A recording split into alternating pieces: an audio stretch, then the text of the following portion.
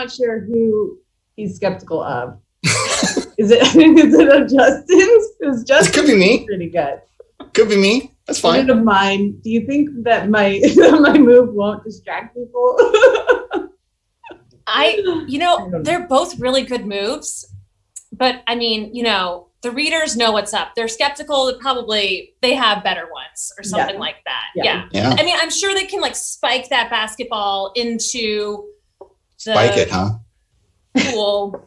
And say go. I haven't seen the chat, but I need to hope that somebody answered with something like a step back or pump fake or something. Because if we're playing basketball right now, that should be your move. Ethan's got it. He's got a crossover step back.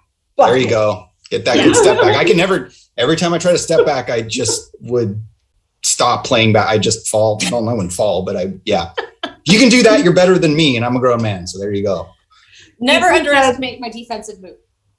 Ethan says that he finds Justin's move the most effective, and then he finds that my move will confuse people, which I consider effective. Element of surprise. Oh. Yes. Okay. Yeah. Wow. All right. Well, good job, everyone. Good job, Harlem Globetrotters. I think we've impressed our audience. So we're going to move on now.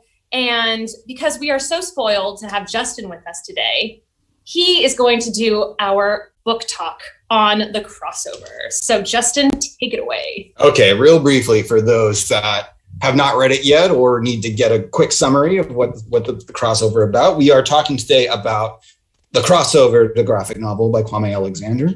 It is the story of two twin brothers, Josh and Jordan Bell. They are the stars of their basketball team, which makes a certain amount of sense only because they are the sons of professional basketball player Chuck "Da Man" Bell. But honestly, they're the stars of their team because they got game. They can play, especially when they're on the court together. So much so that our protagonist, Jordan, has his own nickname, Filthy McNasty, because his game is filthy and nasty. And when he and his brother are playing together, nobody can stop them. They are the best on the team. He is, if I recall correctly, Filthy is a power forward. His brother is the shooting guard on the team. And when they're playing together, they got a connection nobody can break. Their team always wins. However, when a girl enters their life, specifically his brother's life, Filthy finds that the connection, that unspoken bond with his twin he always had, just doesn't seem to be there anymore. And it gets him so down that eventually he lashes out in an act of frustration that he can't take back, and maybe ends that bond they had together for good. And in the meantime, their dad, Chuck "Da Man" Bell, always at their games, been their coach since they was little, helping them learn their game from when they were 3-4 years old.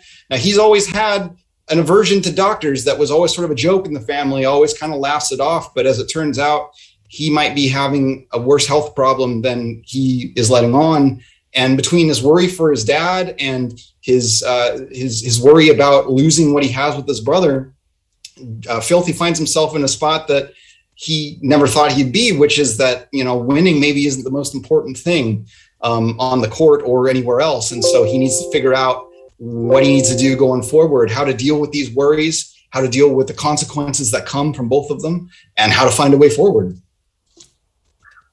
Oh my gosh. Yeah. I got chills. This is why we let Justin do the book talk. Always. I have chills all over. It's so good. Thank you, Justin. Oh, amazing. Readers, we hope you enjoyed this. And if you haven't read it yet, please check it out. It's just like, it's out of this world. So good. And we want to hear your thoughts on it. So please fill that chat up with all of your deep thoughts and comments. We're going to start talking a little bit more in depth about this book now. So my first question is for all of the readers, everyone watching right now. This is for you. So go ahead and answer this on your own time while we're talking too. So this graphic novel, this style is very different than most of the graphic novels we've read. In fact, the text is the same as the novel version of the crossover. If you've read the other format, in what ways do you think the addition of illustrations and the illustrator's use of only 3 colors changes your reading of the text? Let us know what you think. It's very different, then it's similar. What's going on? The Venn diagram, we want to know.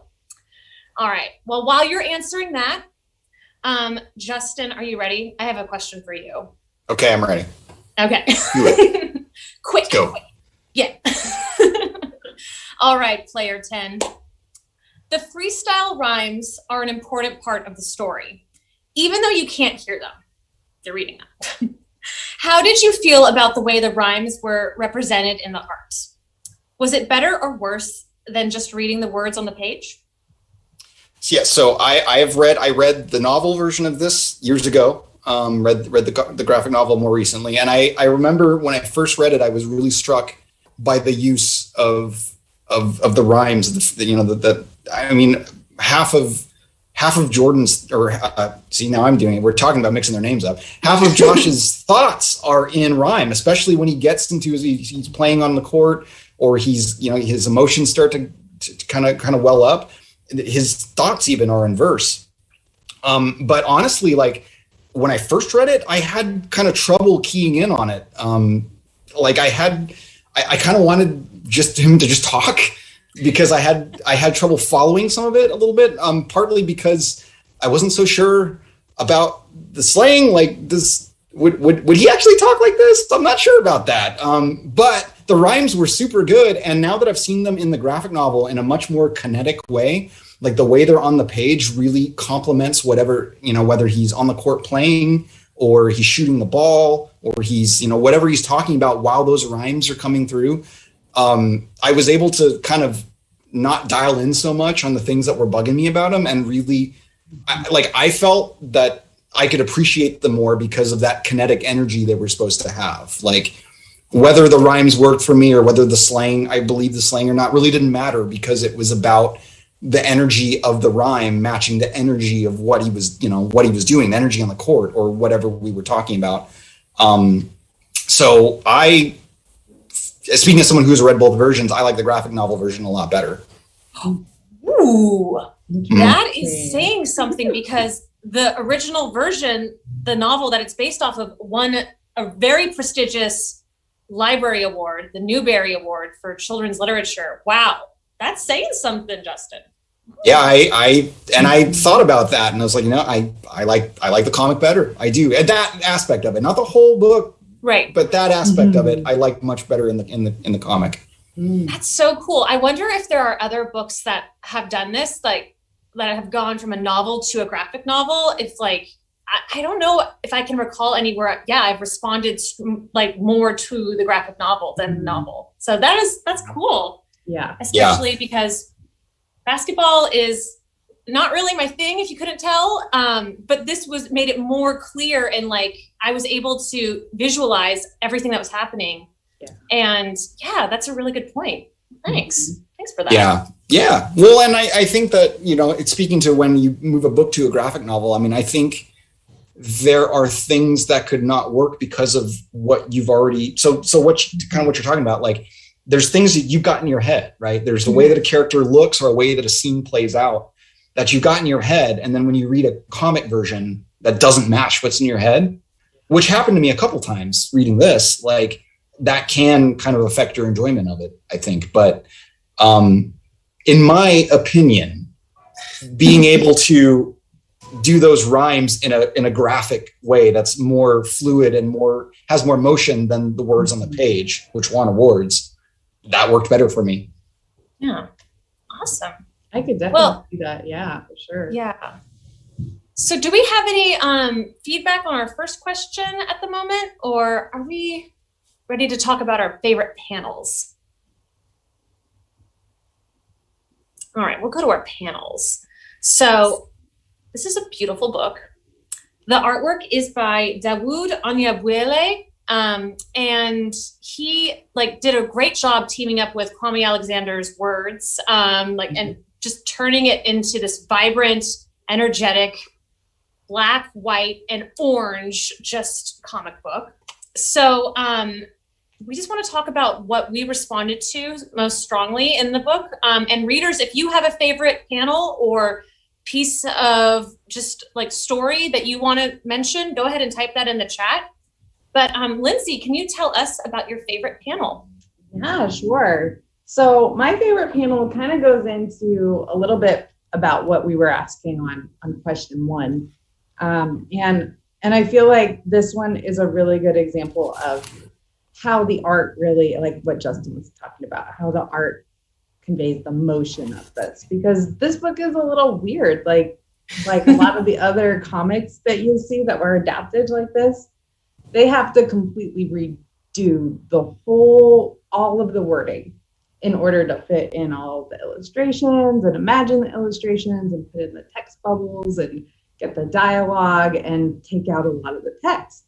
But this one, they didn't do that. They just kept the text exactly as it was. They didn't have the dialogue bubbles. So my favorite panel was, it's on page 133, I'm sorry. And it's not my favorite in terms of context. It's a little bit sad, but it's my favorite in terms of illustration, because this is when Josh just kind of explodes. He's had too much, everything in his life, all the anger has just completely overtaken him and he can't take it anymore. It's been a terrible day. It's been a terrible, his relationship with his brother has really become strained. And he is playing basketball, and you can see the way that the orange is like flying off the page in his scene, and then it's kind of splattering. Not a nice way to say it, but in Jordan's scene on the bottom, and the way it moves across the page is just so amazing. And I feel like the way that the text is laid out in between that, it really gives you that emotion that Justin was talking about. It really shows the kind of anger that he's having and the effect that it has on his brother. So I thought that was just, such a great page to show what an effective use the illustrator was having in making this very different kind of format illustrated, and how well he did. Have any of you taken a basketball to the face like that? No, I have. It hurts. It hurts. It hurts a lot. Like I wonder if anybody on our Facebook has taken a pass like that. And in the book, he fires it hard too. Like, yeah, I winced reading that. Like, that hurt. Oh my gosh. Right. I didn't realize you guys were like survivors of such a brutal basketball injury. Basketballs are not soft. Like No, they are not. No. Wow. Oh my gosh. You could break your nose if you do it hard enough. That would hurt. Did he break his nose I'm trying to remember. I can't remember. Did he break? There's a lot of blood. I don't think it's clear. It mentioned, and that's actually the thing about that panel was the text mentions that he was bleeding pretty bad, but it's not in the illustration. Like, that's not why really. I liked it too, is because the orange kind of shows the blood type effect without it being really gory and gruesome. Mm-hmm. Yeah, like if you don't want to see blood and like actually see it, like that's a good way to. Yeah, exactly. Yeah. Good pick, Lindsay. Thank you. Well, we'll go to my favorite panel next. And like you may have noticed, I'm not a basketball guru or wizard of trivia knowledge. Anyway, I'm not the keenest on basketball.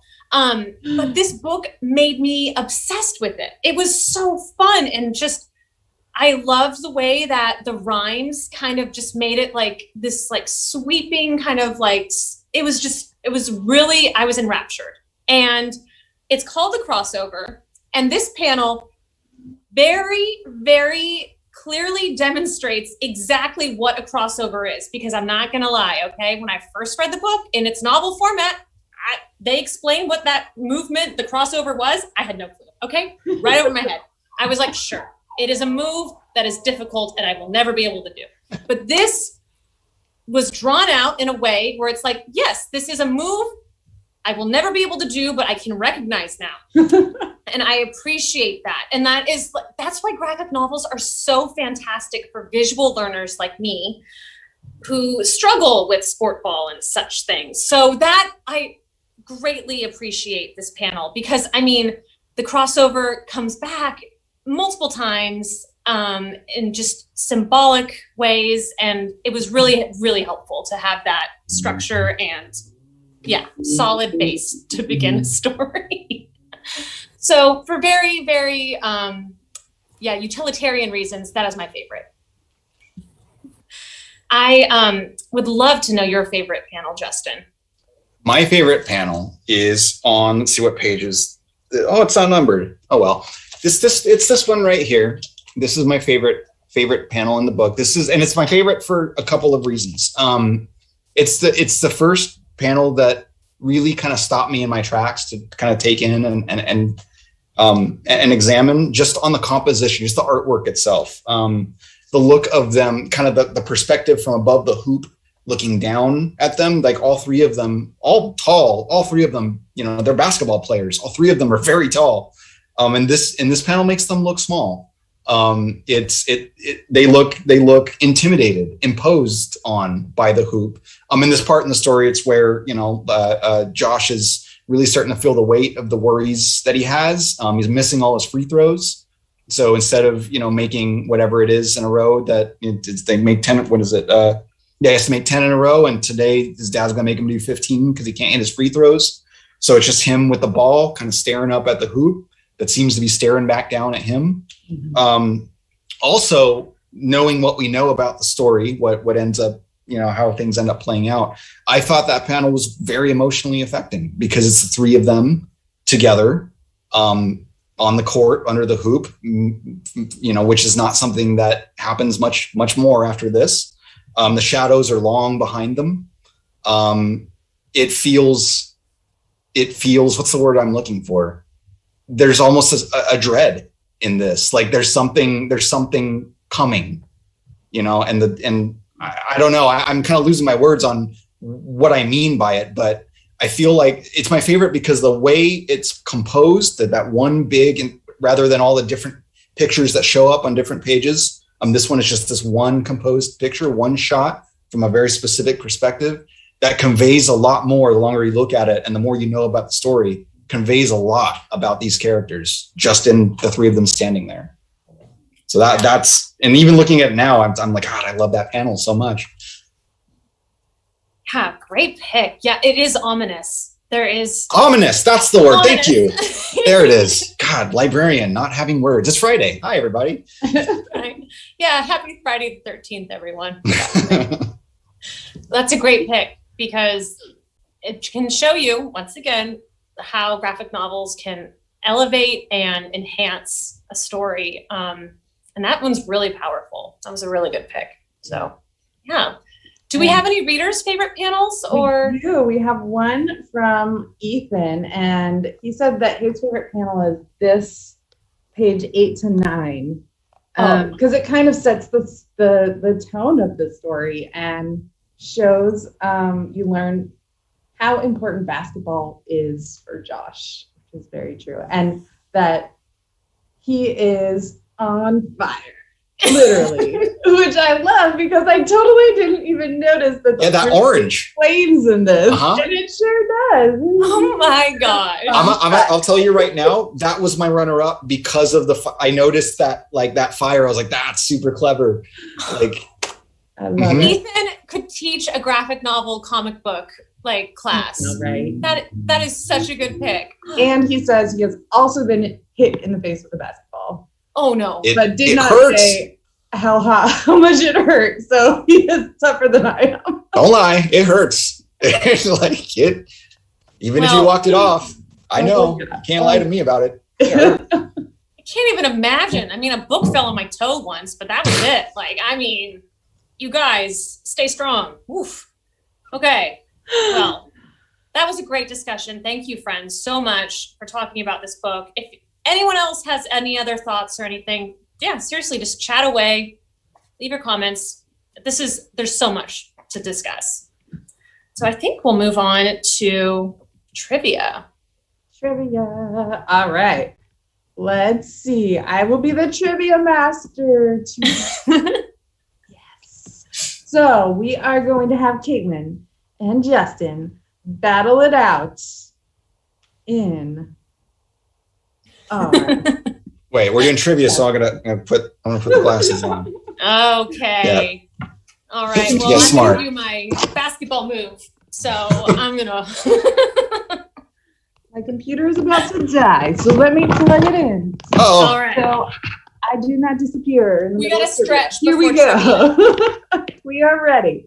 Okay, question number 1. Let me find it. Here it is. What does Jordan Bell collect? Is it A, Michael Jordan gear, B, traffic cones, or C, Funko Pops?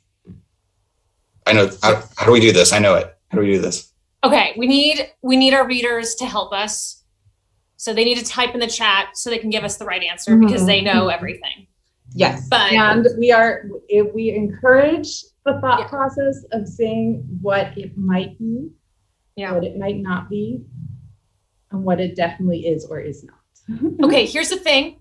The color scheme of this graphic novel was black. It was white. It was also orange. What else is orange? A traffic cone. I've got my answer. Nathan agrees with you. Yeah. Justin, what do you think? Okay. Well, so what is his name? Who is he named after? His name is Jordan Bell. And see, now here's the thing, though. Here's the thing about this. If I was named after somebody, I'd be sick and tired of being told, like, oh, are you like Michael Jordan? Like, oh, like if it were me at 13, I'd be like, I am sick to death. No, I'm not. I'm Jordan. It's a different guy. I'm not. But he's a basketball player. So I'm gonna come back around, and I'm gonna say Mike. I got my answer. I'm gonna come back around on it. I got my answer. You think, because Ethan is saying he thinks it's A because he loves MJ. Oh. Okay, I'm gonna go with Ethan. I'm gonna come back around. I part of me thinks if it were me, I'd be sick of it. I wouldn't want to have anything to do with Michael Jordan. Yes. But I've come back. I'm gonna go with Ethan. I agree. Okay. YouTube for agrees traffic with cones. Caitlin. YouTube thinks it's B, but I believe this was the Caitlin's answer. Mhm. Ethan says this. Let's see if I can do it. I don't know. Could go either one. He says Caitlin Y. It is definitely Caitlin's answer. Okay, I can't disappoint Ethan. I'm gonna have to say Michael Jordan. Yeah. Even though the traffic cones are like the siren song, it is A. Come with us. Jordan. I mean, I thought it was Funko Pops because who doesn't like a Funko Pop? But actually, it is A, and it is Michael Jordan paraphernalia, including apparently his toothbrush. Yeah, which that's is just gross. No. Readers do not not. That is it's not okay. and not hygienic. Okay. Thank you, Ethan. All right. You had my back. Okay, let's move on to question number 2. Here we go. Josh Bell's nickname is it A, the answer, B, filthy, or C, the mailman? Okay. Wait, which? Everybody's got a nickname. Wait, who is it again? Which one? Wait, let me look. They all got nicknames. You say Josh Jordan's Bell. nickname? Josh. Oh, Josh's nickname. Yeah. Well, Okay. The mailman is like the best nickname ever. He delivers. He delivers. In rain, something, and sleet and snow. Oh man. Oh, I'm wait, so what are the choices again? Okay, that's like, is it A, the answer, B, filthy, or C, the mailman? Okay. Well, I mean, if it were me, like, the answer is about the coolest nickname you can have. But speaking as the guy who gave the book talk, it's Filthy McNasty. Come on, because his game is filthy and his game is nasty. Filthy, it's filthy. Well, yeah. Okay. Well, Caitlin, I want to hear your answer first because I love hearing thought processes. You guys, the mailman, because I'm a big fan of the U.S. Postal Service. I even have like a T-shirt. So I gotta say, it's the mailman. It just speaks to me. I feel like I feel like Josh would really, that's totally it. It's totally C. Yeah, well, I think so. YouTube actually thinks it's A. Really? Because since maybe for basketball, he's the answer to their doubts on winning the game. That is the best answer, quite frankly. Like, I would love to have that Nick be the answer. Right? Yes, please. Yeah. However, call me that. Ethan, our resident comic expert, is saying it's filthy. We literally just discussed this. Also, filthy Alan McNasty. Iverson is the answer, and the mailman is Carl Malone, apparently. See, that's how. See, this is how you know that I don't know what these questions are, because I spoiled it without even knowing that it was coming. So. Right. And then he says, the mailman is Carl Malone, the former Utah Jazz player. Wow, I am impressed with your basketball knowledge. Okay, so you know comic books and basketball? What is going on? Like, this is... It sounds cool. And so I will say that Ethan is correct. You are also correct. Yeah, this book talk. Yeah. Answer. I like this. I like this guy. His nickname was Filthy McNasty. Filthy McNasty. And then YouTube got it right for the coolest name. But I mean, Filthy McNasty is a cool name though too. They're all good. Everyone wins and dances in a field of flowers. This is great. If I had to choose between the three, I would choose Filthy last. I think it just makes him sound dirty. I don't like it. Well, and see, that is in the book. That is in the story. Because it is a nickname that he reclaimed for himself. Yes, that's true. That's true. All right, final question. Okay. All right, you ready, Caitlin? Chance to redeem yourself. Okay. You can do it. I have faith in you. Here it goes. This famous Kings player used to have his collection of African American artifacts stored at the Sacramento Public Library. Is it A, Mark Bibby, B, DeMarcus Cousins, or C, Chris Webber? Hint, this was not in the book.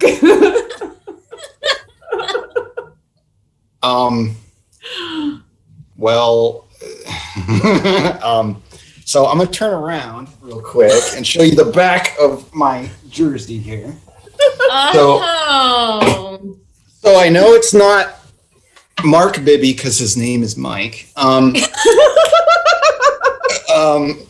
Wait, Mike Bibby. Yeah, there you go. That's what it says on my answer sheet, and I read it correctly. You are correct. We're doing great. See, I thought. For some reason, I thought that was Bobby Jackson, but he's not one of the choices, is he?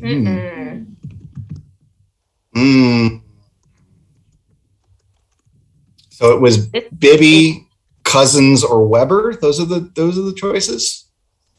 Yes. I know the answer. What? Yeah. The answer. Everyone should be proud of me.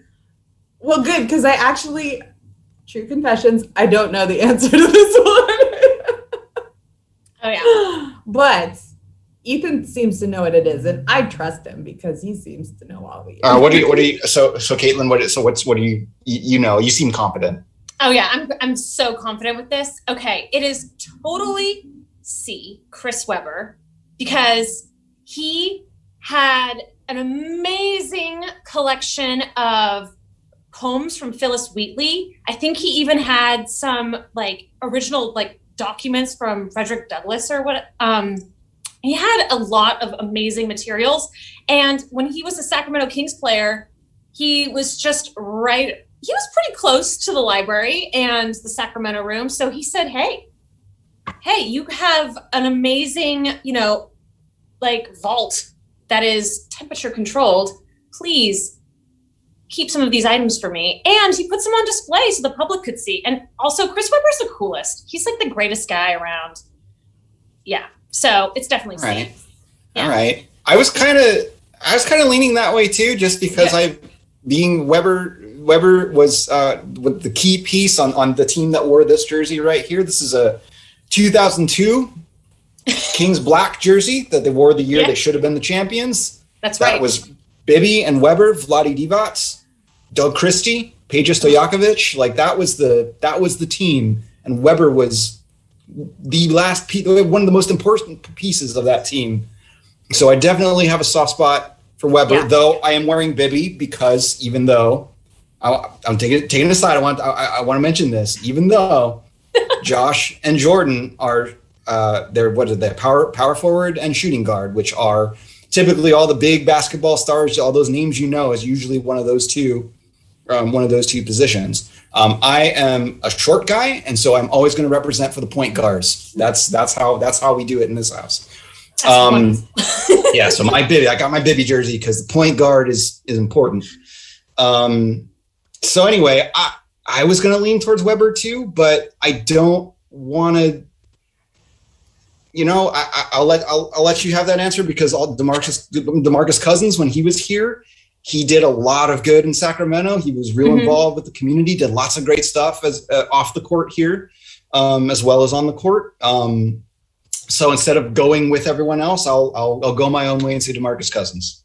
All right. Well, honestly, this was not on my answer key, so I don't know what the answer is, but YouTube says they think it's C because they like the last name Weber, and Ethan says it's C, and Caitlin seems fairly sure that it's C. So I'm gonna go with C. Good job, everyone. I'm pretty sure it's Weber. Pretty sure. It totally is. But Ethan also says point guards are the best. Steph Curry, Kyrie Irving, among other people, are all Trae Young, the Aaron Fox. You're seeing more and more of those point guards enter the conversation. Oh, Steph Curry is the one basketball player I know. That's same here. He wears a mouth guard. Defense. Yes. Wow. Okay. Touchdown. Good. Yes. Good trivia, Justin. Yay. Nice job, everyone. I love that Caitlin got the only answer you got was the one that had nothing to do with basketball or the book, really. Yeah, that kind of checks out. So all is right in the world on Friday the 13th. All right, well, let's move on to our art activity. Readers, join us. Pull out a pen, paper, pencil, piece of chalk, whatever. And we want you to draw an intimidating mascot that you would choose to represent your basketball team, okay? So everyone, go ahead and draw out whatever mascot you'd like to represent your team, and so they can intimidate and terrify your opponents on the court. Lindsay, do you have a mascot for us? I've got one. I got the best one. I gotta see it. I prefer the cute and cuddly mascots because they're cute and cuddly. So I chose the Fighting Micro Chameleons. This is the actual size of a micro chameleon. I shall go in closer so you can see it. Isn't it adorable? And it's so cute. Oh my gosh. You can fit on your fingertip and they just cuddle up on your fingertip because they're so tiny. That's adorable. That's fantastic. Thank you. Okay, well, I went with terrifying for my theme, and I made it the Fighting Scallions. And look at gaze upon the horror, the potassium, the vitamin C. So I was researching it and I was amazed at how many mascots were based on food products. Mm-hmm. Yeah. I mean, this is way scarier than a banana slug. So absolutely. Yeah. That is pretty terrifying, actually. Yeah. If a running scallion came at me, I would run the other way. Yeah, I would say crossover, do whatever. Yeah, you win. Do the move and then Yeah. Yeah. Yeah. All right, Justin, what is your mascot? So I like a mix. I like a little bit of the cute and a little bit of the terrifying at the same time. Now I didn't do my homework and draw it because I don't really have an excuse. No, I do. I got really busy with ordering books this week, and also I cannot draw at all. But I do have the model that I was going to use to draw because I can't freehand draw. I do stick figures. So I have the model of the thing that I was going to draw, which I can show you. And because the last year has been the way it's been, and also because I am a decades-long Sacramento Kings fan, some of you that are also Sacramento Kings fan will sympathize with me on this. My mascot was the dumpster fires. A little bit of cute, a little bit of terrifying at the same time. So that's the mascot of my team, and he'll sit right up here. Yay! I love it. Oh my gosh! It's a wonderful model too. Accurate. Yeah. Yeah. Do we have any readers suggestions? We do. We have a reader from YouTube who says a fox, since I would be the brain of the group and not the brawn. Oh, yes. That's so great. I feel like the foxes would totally trounce the fighting scallions. That look on that scallion's face is terrifying. It's more like he's like, has stomach issues than anything, but that's also scary. That is terrifying. I don't want that either. No. The foxes would triumph for sure. Good idea, reader. Wow. Okay, well done, everyone. Your art truly transcends the page, the screen. So we know that everyone is a voracious reader. So we have some book suggestions, some read-alikes that if you enjoyed the crossover, you should definitely check out these items. First up, we have Justin with his title.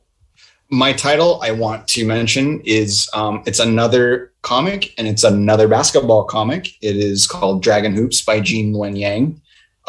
It is absolutely fantastic, and like the crossover before it, won a ton of awards just recently. So if you're looking for not necessarily like something radically different, you want more basketball and more basketball comics, you can't go wrong with Dragon Hoops. And honestly, once you read that, read anything else by Jean Luen Yang, because he is one of my favorite graphic novel artists and authors of all time. So Dragon Hoops. Glowing recommendation. Oh, all right. So Lindsay, good. what do you have? I learned so much about basketball and Dragon. Yeah. So if you are like Caitlin and I just do not know the basketball, that is a good one to get you into it. A little bit of a basic knowledge class in that one. So mine, I really liked the relationship between, I know their names. It's not Justin. It's Jordan and Josh. Thank you. I was going to try and say Justin at one point. Jordan and Josh in this book, and how it was, they really went through a lot, and they really, kind of hurt each other a lot accidentally and had to come back from that. So I thought that was really interesting and well done.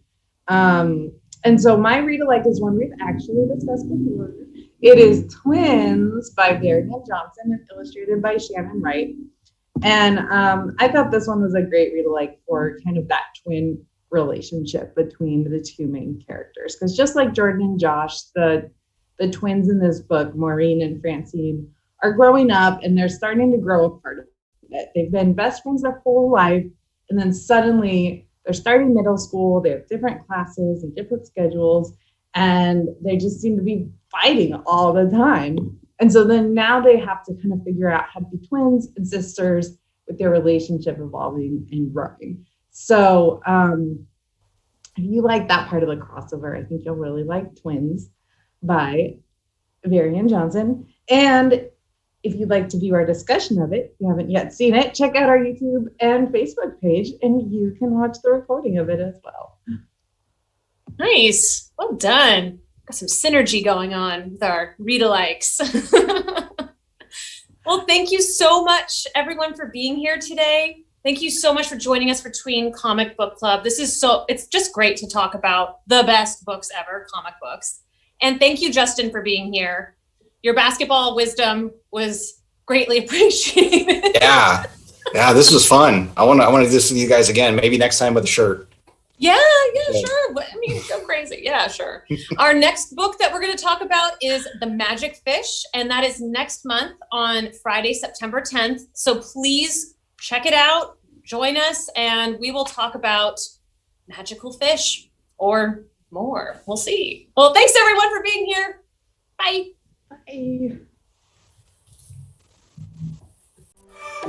Bye.